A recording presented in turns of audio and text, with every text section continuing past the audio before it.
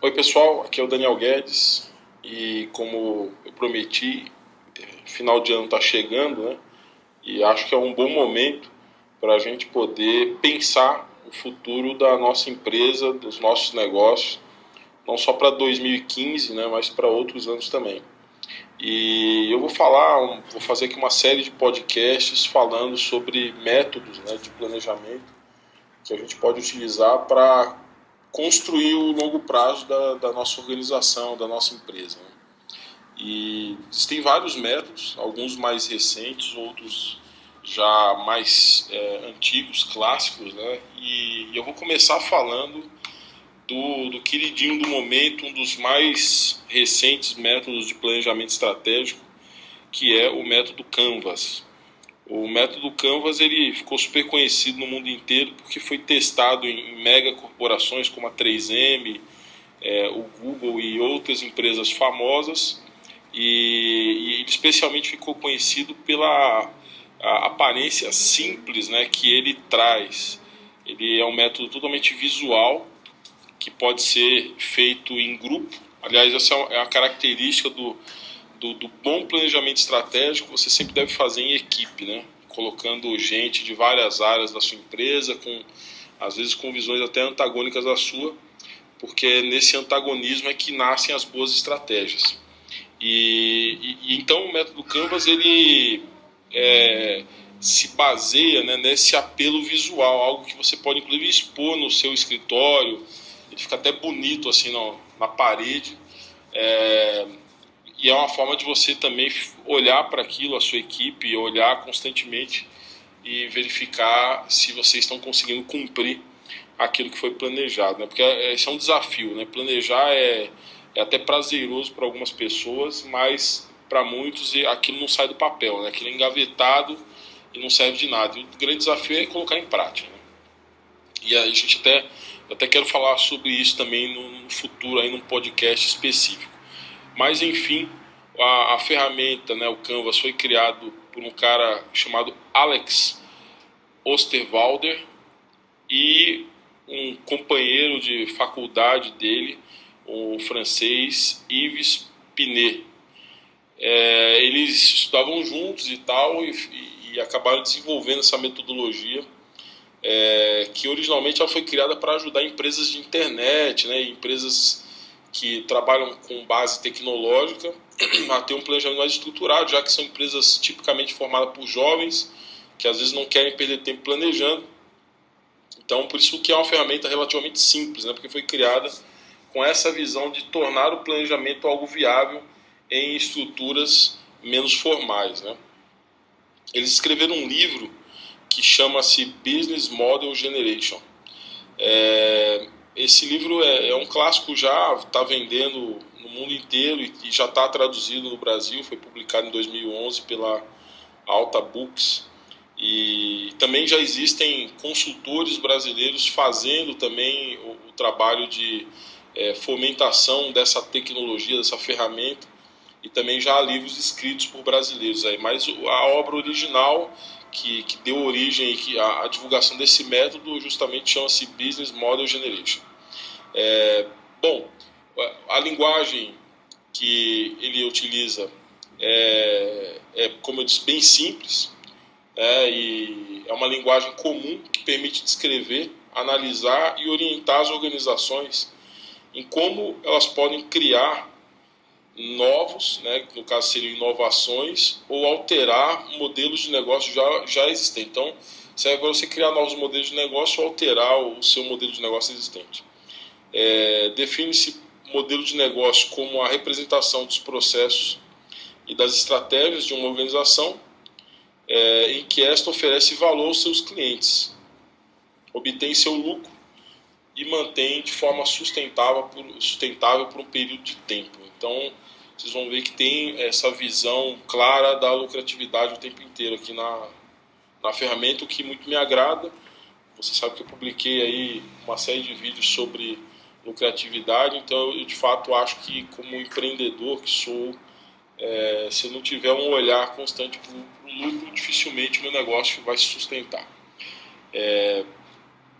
Como é que funciona, né? Na realidade, Canvas ele é um framework, um tipo de um tabelão, né, que depois eu sugiro que vocês digitem aí no Google Canvas, método Canvas ou mesmo Business Model Generation, que vocês vão achar uma batelada de conhecimento a respeito. E vocês vão ver que tudo começa com a tabela, né, que descreve 9 componentes básicos e que evidencia como uma organização cria, entrega e captura valor. Quais são esses componentes? Proposta de valor, segmento de clientes, os canais, relacionamento com clientes, recursos chaves, parcerias chaves e atividades chaves. E por fim, estrutura de custo e fontes de renda, né? Então, dentro desses 9 tópicos, né, que estão lá nesse framework, nesse tabelão, você vai encaixando o seu planejamento. Normalmente, vocês vão perceber que dá para fazer isso com um flip chart, né, riscar essa tabela aí num grande flip chart, e a partir desse flip chart vai se colocando, né, dentro dessa tabela post-its. Então a sacada, inclusive, e até divertida aí desse processo, e que torna ele muito visual, é que você vai justamente usando post-its. Quais são os princípios desse método, né? Primeiro, visual. Depois a questão dos agrupamentos, né? Ele vai agrupando informações. A questão das simplificações, o menos é mais, realmente, nessa metodologia é enfatizado isso. Estabelecer bases com os stakeholders, né, que são as partes que envolvem o seu negócio, funcionários, clientes, parceiros, etc. E ele tem uma sequência muito clara, né? 1, 2, 3, 4, 5, ele vai de forma lógica, é fácil de entender. Mesmo uma pessoa que não é muito afeita a planos estratégicos e tal, entendeu? A metodologia, ela se baseia em compartilhar, né, que é a comunicação das informações do projeto em grupos, resolver encomenda de ações de balanceamento do projeto para equipe, clientes e patrocinadores, então ele resolver temas críticos, né?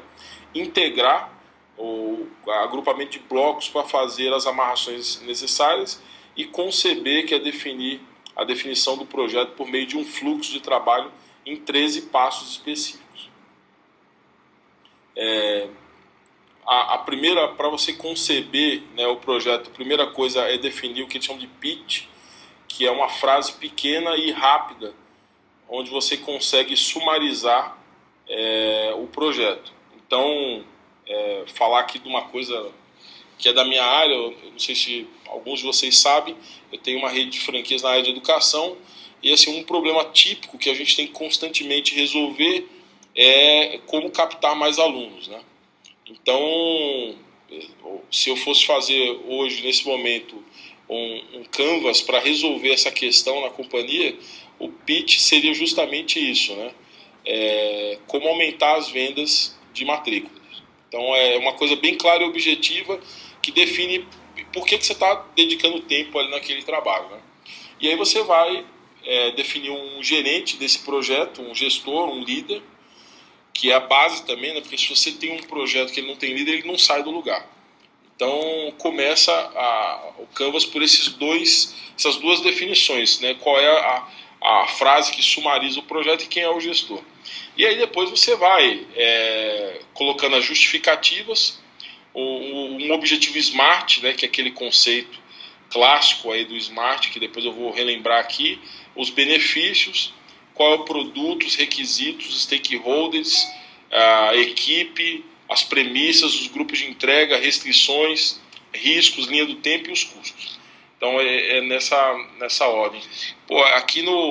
Obviamente aqui nesse podcast eu não consigo mostrar para vocês, mas como eu disse, se você, enquanto está me ouvindo, aí, puder abrir o Google e pegar esse framework do Canvas, que a primeira coisa é você clicar Canvas aí no Google, já vai aparecer o framework com esses grupos que fica mais.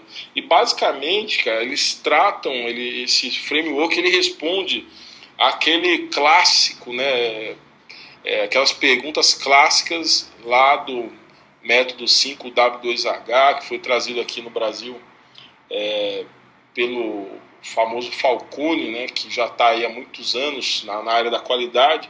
Enfim, os frameworks no final do dia eles respondem por quê, o que, quem, como, quando e quanto. Quer dizer, a gente roda, os métodos dão voltas, né, são formas diferentes de se enxergar o mesmo que já foi percebido na década de 40. Nós estamos falando de conceitos aqui que começaram lá com o Deming no Japão na década de 40.